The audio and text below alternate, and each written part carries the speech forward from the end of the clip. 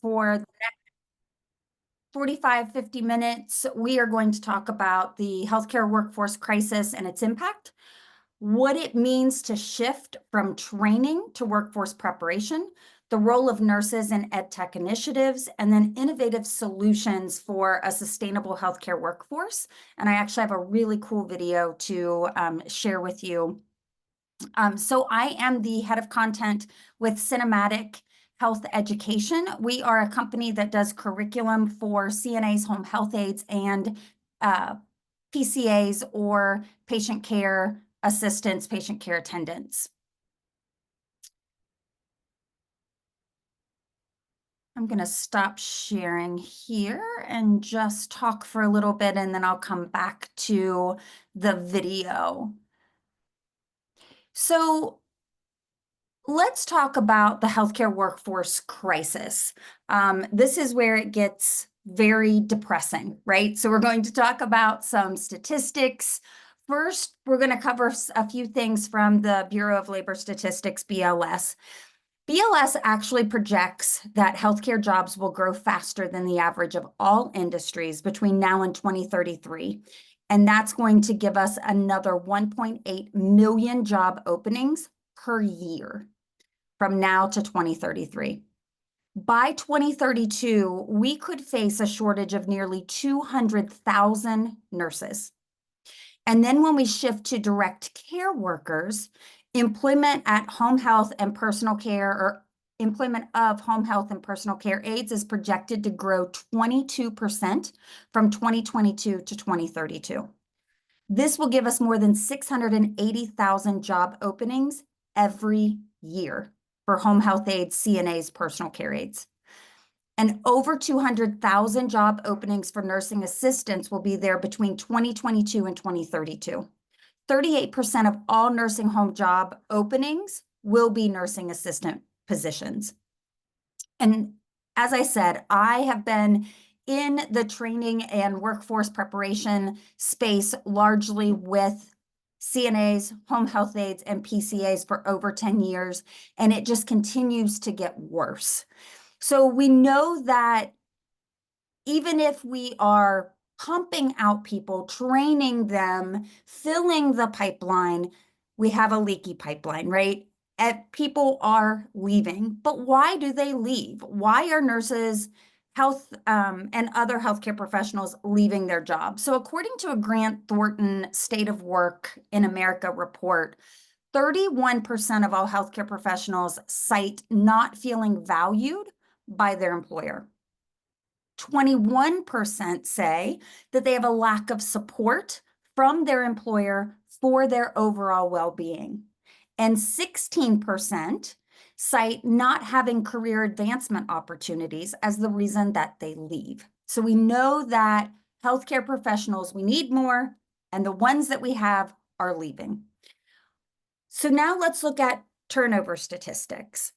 Long-term care, the Long-Term Care Coalition reports that 53.3% of nursing staff, or 53.3% is the turnover rate for nursing staff, and 51.9% for RNs.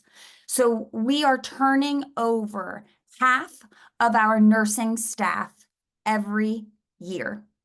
And even in the first 90 days, we are turning over 16% of our CNAs, and that's actually a very low statistic compared to what I've seen in other research that I've done. Sometimes the CNA turnover in the first 90 days will be as high as 50 or 47 to 52%. The first 90 days for RNs is 14%, and LPNs is 13%. So that first 90 days tells us that they're not prepared for their job, and they're not being supported by their employer or their training program. And 30% of all new hires leave within the first year of employment for nurses. And that accounts for 40% of all healthcare turnover. The problem isn't just about not having people, right? It's about not being able to provide quality care to patients. And then we run into the financial problem that backfilling a position can cost as much as 200% of the annual salary of the worker. So if you have a nurse that makes $75,000 a year, it's going to cost $150,000 to replace them. And the way that healthcare systems are, especially long-term care, the way they are right now, they don't have that kind of money to continue to pour into this turnover and backfilling problem. So what's the answer? So the key to solving the turnover problem really lies in our ability to improve workforce preparation and curriculum. And I believe, as a nurse that's been doing this for 10 years, that nurses are the answer.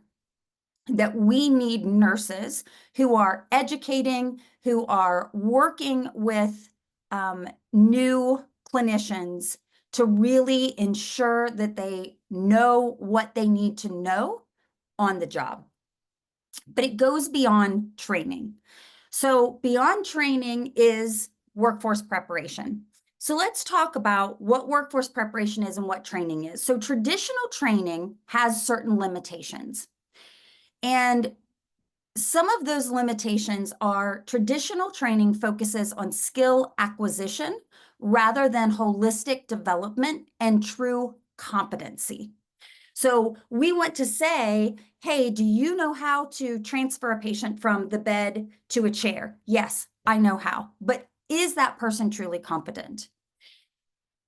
Traditional training may say, I've shown you how to do a Foley catheter, but who is making sure that that nurse is truly competent and can do that task independently?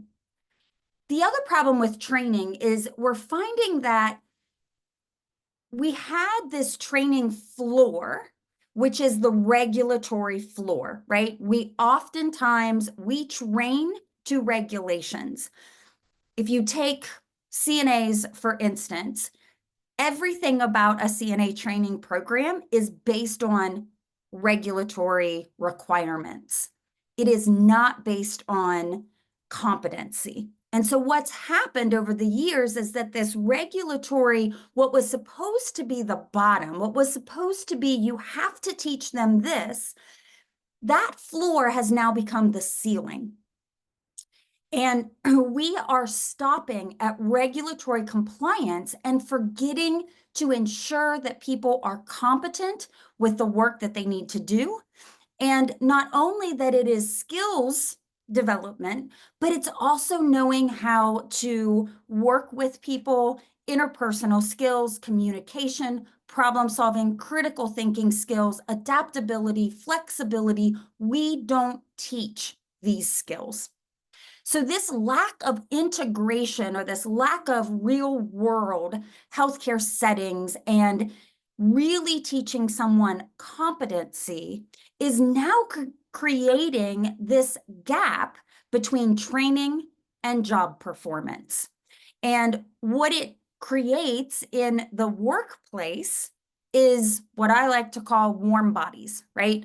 We have a warm body who can write RN behind their name, who can write LPN behind their name, who can write CNA behind their name. And we don't focus on, can they do the job well? And do they have the tools and resources to do that? Workforce preparation takes us beyond training. So workforce preparation is the process of developing and demonstrating skills and competencies that help people get to a point where they can keep their jobs, find a job, keep a job, and advance in their careers. So workforce preparation is really about competency-based education. Someone spending time with that nurse to check them off to make sure that they are competent to provide care. Workforce preparation also goes a step further into interprofessional collaboration and teaching people how to work together. Workforce preparation also focuses on technology integration, clinical simulations, and real world experiences, because we all know that you can learn something in a book, but until you have to apply that in the clinical setting, it doesn't click. And workforce preparation gives people the time and space to allow them to get to where they really understand those real world application of the didactic or knowledge-based information into actually clinically performing that skill. Workforce preparation also really looks at innovation and innovative programs and technologies that are going to help that clinician to be successful. And training really, it limits innovation, right? When we try to train someone strictly based on regulations, we stifle innovation and creativity simply to meet that regulation. And so that shift to workforce preparation opens the doors to innovative programs and technologies. And then finally, workforce preparation really emphasizes lifelong learning and professional development. As a nurse of 26 years, I can tell you that I learn even now, even though I'm not at the bedside, I am working remotely every day, creating curriculum, creating pathways of learning. I learn something new every single day. And I think we have to start instilling that into our clinical staff to get them to really understand and embrace lifelong learning and continued professional development. So, what are the benefits of workforce preparation?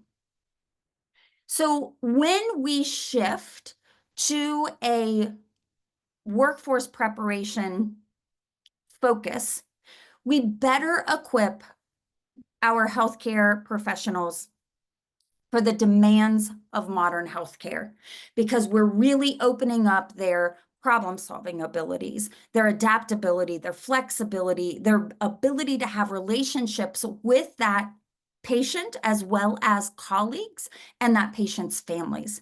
So we're really equipping them to be prepared for the demands of modern healthcare. Another benefit of workforce preparation is that we improve job satisfaction and retention. When an employer is willing to give someone true workforce preparation and ensure that they understand their role and that they are competent with all of those skills that they need to be able to do, our job satisfaction increases. And when we know that we are working for a company that truly cares about us, we stay.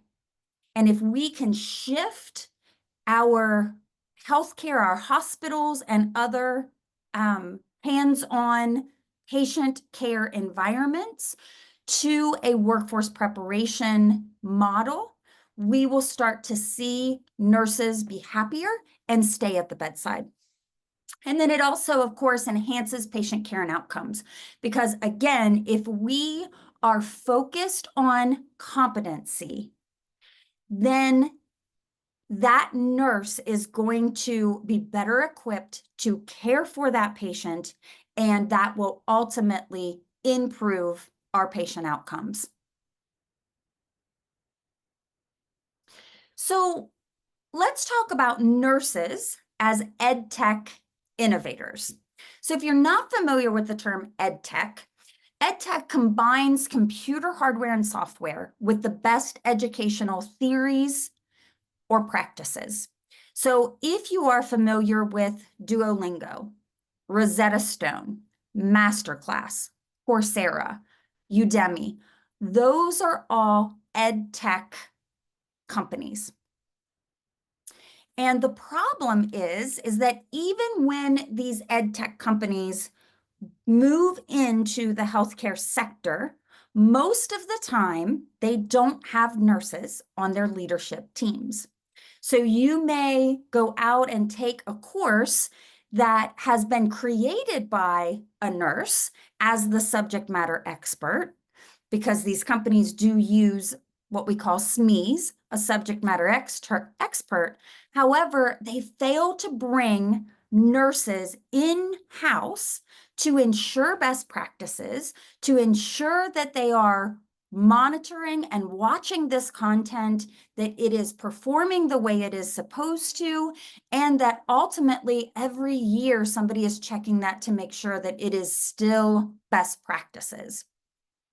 So as more ed tech companies come into the healthcare space, we really need to remind them that we need a clinician, because nurses are the ones who are at the bedside, even if it's not nurses that we are educating, even if you're educating a physical therapist, a physician, a CNA, another allied health professional, nurses understand patient care, and we are natural educators, of course.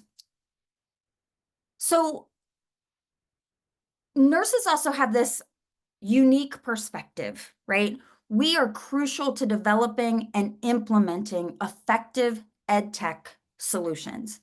Again, we have a deep understanding of clinical practice and patient needs. We have expertise in education and training, and we have a passion for improving healthcare delivery. So one of the ways that you can bring innovation into ed tech, we know that learning and the way that we learn is changing. It's probably changed more since COVID than it has the 20 years prior, because before COVID, we were still sitting in rooms with other clinicians, listening to someone speak. Today, we are listening like this. We're listening, we're all in our own homes and spaces, and we're listening to someone talk. Or we even have a lot of programs that are what we call asynchronous. So that means that your instructor and your student are not in the same room. We are not listening to things at the same time.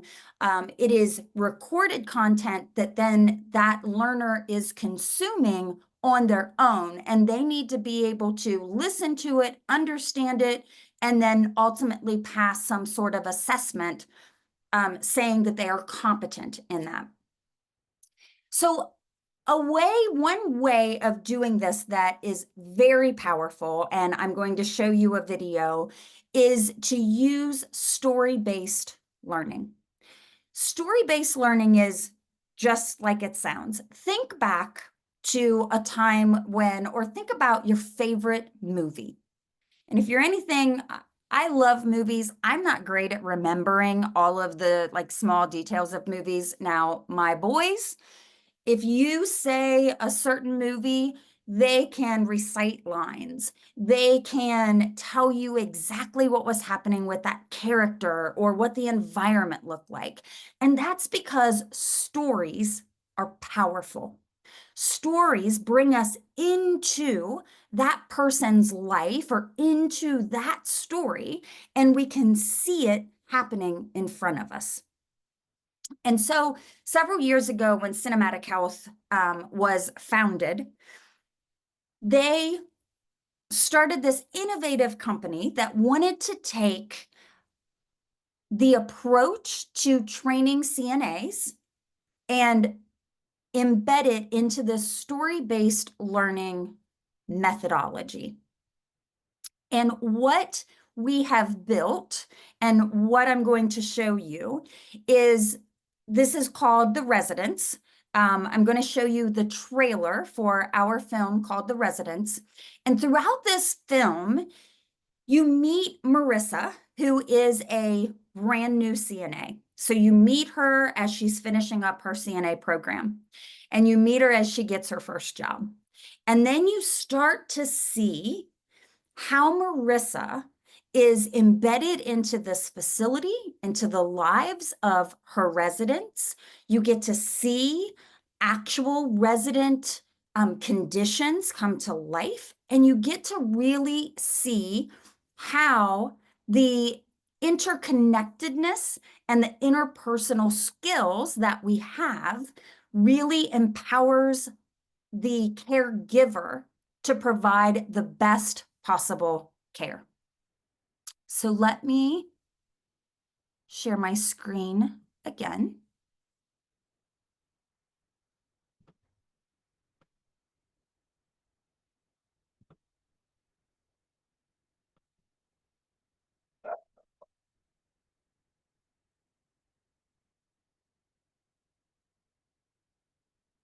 Right, and I'm going to turn this up as loud as I can.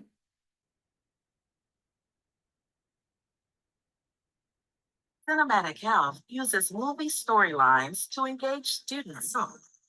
Understand? Big Joker. I can show you the world. Nope. That's Aladdin. That's also a classic. The movie episodes are supported by online learning assets, documentary interviews with professionals in the field. Once one establishes significant rapport, focus videos act as a virtual textbook and give students an academic framework where students respond in writing to open-ended questions. Students are then evaluated with knowledge checks and practice tests. Now, let's step inside the story and meet the characters. Yeah, it's my first day.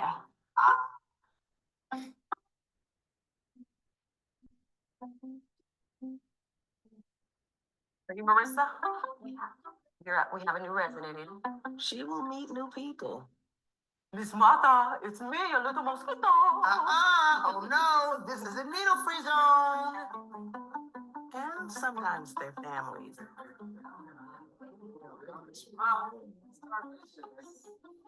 Challenges will arise. Stories will be shared. There are rules to protect people that live in these facilities, and the rules are there for a reason. And the care that she provides will not only change her life, but all the lives she encounters.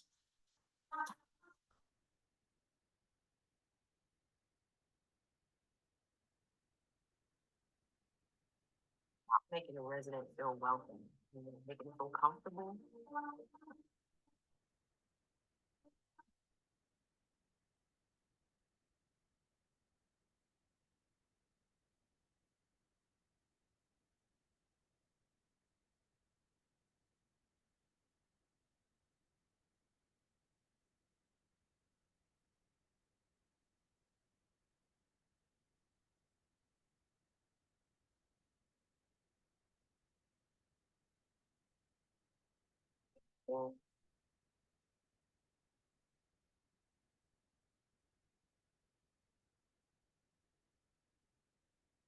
Even after I've seen that hundreds of times, it is still powerful because it puts you right back into those care situations and care environments where you realize the power of human touch, the power of connecting with another person, the power of coming alongside someone when they are having their worst day. And this is a great example of workforce preparation where we are using stories to tell and to show a CNA who routinely is not a healthcare worker that we have invested much time or money into their education or training, but it's showing them what to expect on the job. And what we have found is that when they have a realistic expectation of what their work will be like when they get out of training, they are more likely to stay, they are happier with their decisions, and they are more successful on the job. And we do collect data on all of that. We have seen increased retention. We've seen a lot of improvement in the CNA themselves being very satisfied in their role. We now have a second film, one specific to home care that we use for home health aides and PCAs. And so this is just one example of innovation in healthcare education that really helps to flip the script and allows us to train someone not solely based on the regulations, but to train them in a way that prepares them specifically for their new role. Other ways of doing that includes virtual simulation. We know that there's all kinds of new technologies with virtual simulation. The problem is that it's extremely expensive. You can also utilize technology for patient education and engagement, and then leading interprofessional training programs and actually creating career ladders and career pathways within healthcare systems to allow professional development to continue even after someone has assumed a specific role. So if you want to go into ed tech and more into that educational space, what are the skills that you need to have? I will tell you, I have a master's degree in healthcare administration. I do not have a master's in nursing. I have a bachelor's in nursing. And when I really wanted to go into nursing, of course, or into education, of course, the first place I looked was nursing programs, nursing schools. And there's a lot of, you have to have not just a master's in education, now they're wanting doctorate and PhD prepared nurses. And so it's really challenging sometimes to break into that nursing space. However, there are so many places that nurses with a bachelor's degree can work in the education and especially in ed tech. So some of the skills, some of the things that I do every day is creating lesson plans, creating learning objectives based on Bloom's taxonomy. So all of those, at the end of this course, you will be able to identify 3 key whatever. That is Bloom's taxonomy. So that is the correct way of really creating these very robust learning objectives, and then you build your curriculum to support those objectives. Succinct and concise writing. Again, total word nerd, love to write.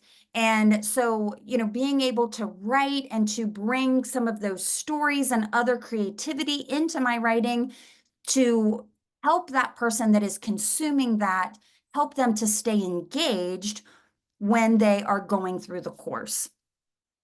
Nurses, if you go into this space, you need to be able to write at different reading levels. We know that not everyone, especially when, for me, as I'm creating content, I know that CNAs a lot of times are reading at 6th grade reading levels, 8th grade reading levels.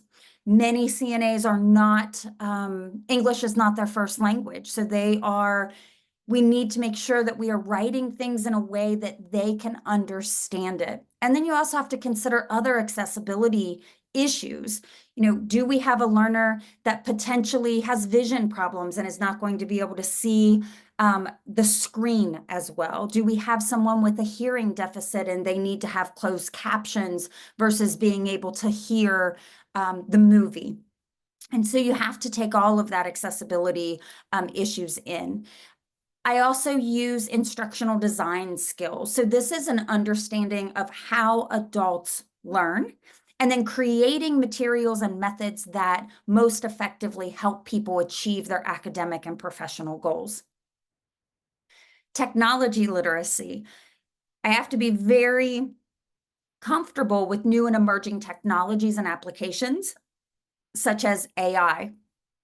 I do use AI as I'm writing. Sometimes I'll use it it doesn't write for me, but I will use it to give me ideas, to give me new ideas and new outlines of course materials that then I can research and build upon. And then one of my absolute favorite skills that I get to use is project management. So curriculum is often part of the product team. So we work in sprints. It's very deliverable heavy. So every week we're coming together as a team. We're looking at the roadmap. We're looking at what we are going to ship out as a product team and then creating those new assets. I also do videos. I do a lot of videos. In my basement, I have a full studio with a green screen and a camera, and I do a lot of talking head videos as well.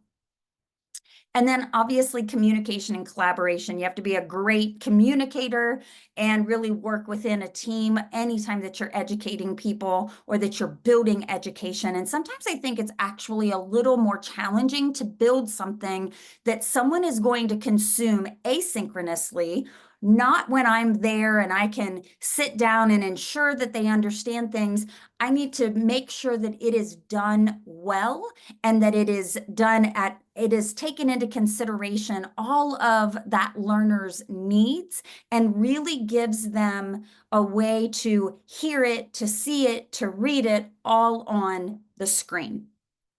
And so it can be challenging, and it really takes a lot of creativity, collaboration, and communication within the team to work on these projects together so that when we do ship out new products, they are consumable and engaging.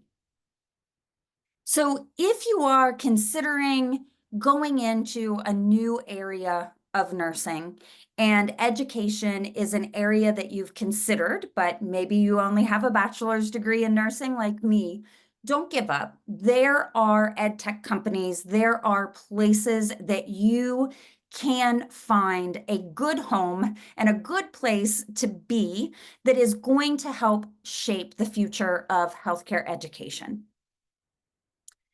So I am right at that 45-minute mark. And so I'd love to, if anyone has any questions or comments for me, I would love to kind of open that up at this time.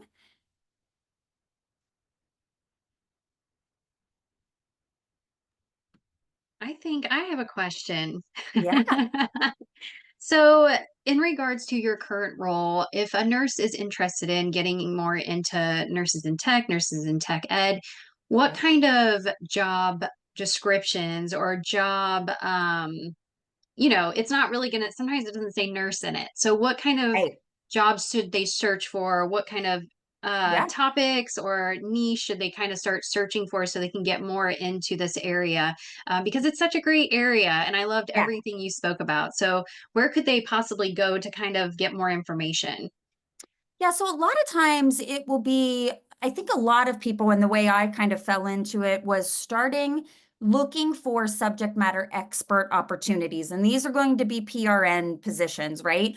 But if you can get into a company that maybe uses nurses and maybe they don't use them a lot, but you are helping to create that content, that is a great way to start working as a subject matter expert to where you are using your knowledge and providing your knowledge to someone else who may be writing the content. Other key words that I would look for would be content writer, content lead, curriculum writer, curriculum lead. Those tend to be the words that ed tech companies use, but you're right. A lot of times they don't have nurse in the title.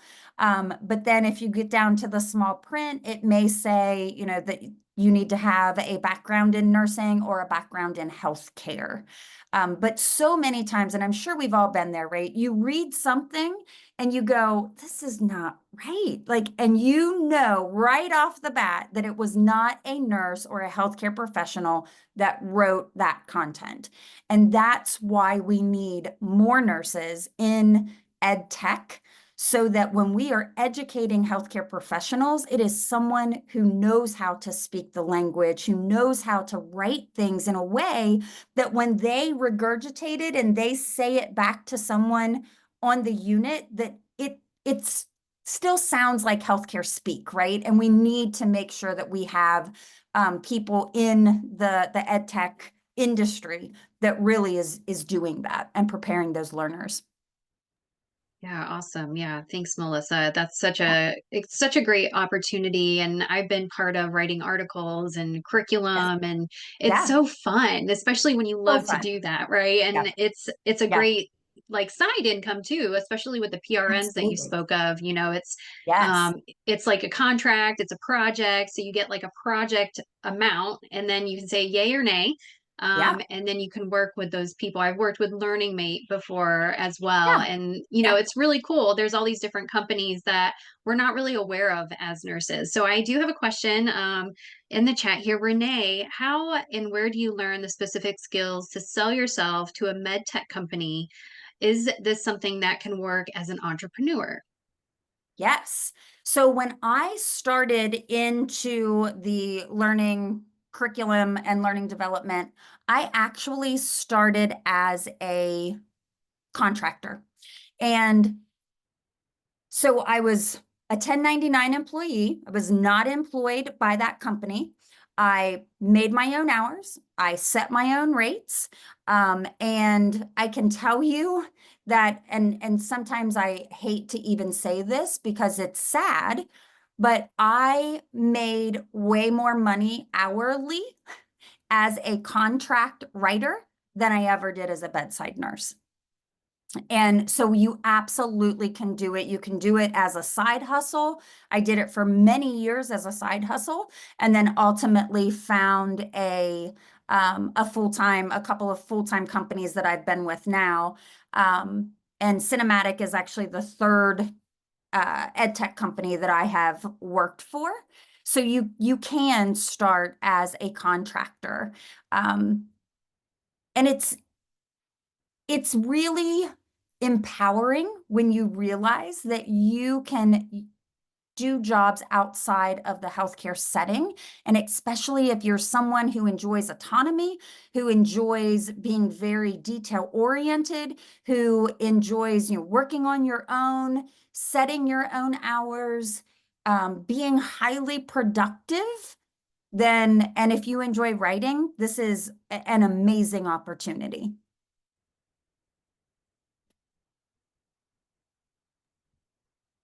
And I hope that I answered her question. Yes, absolutely. Yes, that was a great answer. Yes, we got to thank you. We got to thank you. Awesome. Awesome. So, yeah, I think you make so many great points and have so much awesome knowledge. And um, you have really just shown how thinking outside the box can get you to really cool places. Yeah. And, as nurses, I think you know, it's kind of normal in the nursing profession to have like multiple jobs as a nurse, Yes. Yeah. and so I kind of want to normalize that here too for any like nursing student that's on, or even a nurse that's been in bedside for 20 years and they're just tolling away like a robot and they're like, but there's nothing else. And, I think you made a great opportunity in saying, you kind of started like PRN, doing like contract work while you're working your other job. And I think that needs to be heard too, because as Yeah. nurses, instead of, scrolling on your Instagram, you could be writing an article and making money. Yeah. Yeah. you know? Absolutely. And I think it's really important, if you go out there and you start looking for places or, even if it's like a blog where you're writing blog articles, because I've done that as well, you're going to find a lot of places that don't want to pay you. They want to pay you, pennies per word. Don't do it. You, as a nurse, have knowledge that no one else has, right? You have so much knowledge and so much skill in your brain that you need to make them pay you for that. And so if you're writing, even as a new writer, don't do anything for probably less than $50 to $75 an hour and then go up from there. So as a contractor, you're not getting any benefits. You easily could be making 100 to 150 an hour on any contract work.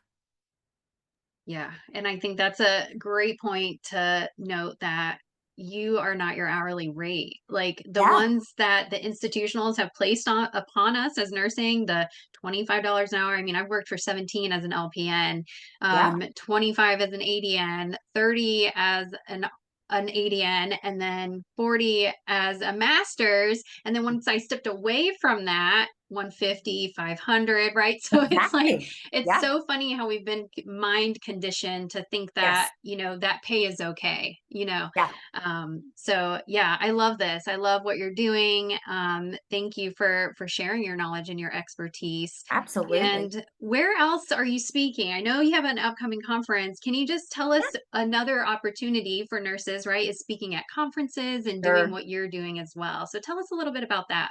Yeah, so I'm actually going to the health conference, which is out in Vegas. It is kind of where tech, healthcare, and innovation comes together. So it's a really cool conference that historically has not had nurses there. And this is the first year that they are showcasing, I think there's 30 nurse-led or nurse-founded companies that will be there. So entrepreneurship, thinking about new ways of doing things.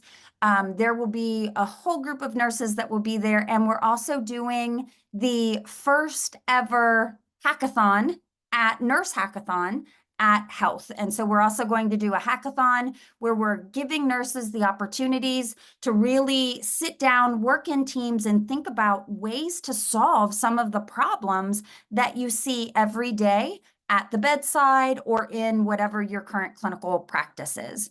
And you're right, there's so many opportunities, especially as a speaker, if you're willing to speak and you're comfortable doing that, and you feel compelled to do that, there's lots of opportunities to speak.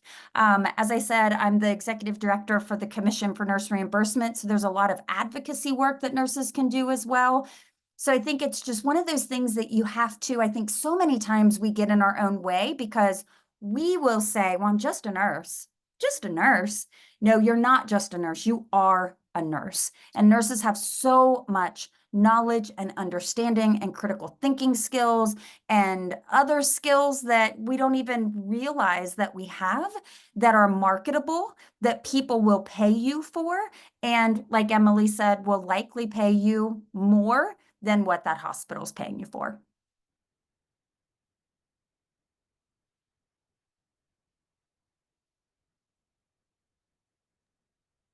Awesome. All right. Do we have any other questions for Miss Melissa?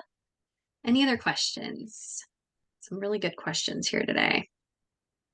All right. Well, where can we find you? Where can we find you? Do you have a website? Can we reach out to you if we have questions? Because I'm sure some nurses might have some. Absolutely. I love to connect with people about writing and education and also about advocacy work. You can find me on LinkedIn, Melissa Mills.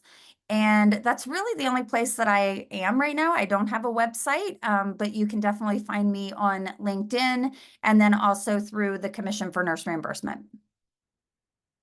All right. Awesome. Awesome. Awesome. All right. Thank you so much, Melissa, for being here and sharing your experience, your story, and also giving us some cool tips and tricks of how to get into the actual tech ed world. So thanks Yes, again for being here. And thank any you. last minute questions before we wrap it up on to our next speakers? What is the commission? Oh, that's my second passion. So yeah, I'd love to tell you. So a lot of people don't, and even nurses don't realize that nurses are rolled into the room rate. And so back in the 1920s, nurses, we actually were not in hospitals. We were working with patients in their homes. They were paying us privately. Then in the 1930s, with the introduction of the Social Security Act, course, back then, nursing was 100% women and hospitals were deplorable. And so they started, hospital leadership started bringing nurses into the hospital to care for patients. But they didn't want women to have the economic power that nurses had at that time, because nursing at that time was the largest economic vehicle for women. And so they started looking to the hotel industry as a way to figure out how to pay for nursing services. And what they did is they rolled us into the room rate and modeled us after housekeeping in hotels. And so now, since the late 1920s, early 1930s, so nearly 100 years has gone by, and we are the only skilled bedside providers that do not have a billing mechanism. So you will never get a bill from a nurse because we cannot bill Medicare, we cannot bill Medicaid, and we cannot bill private insurance.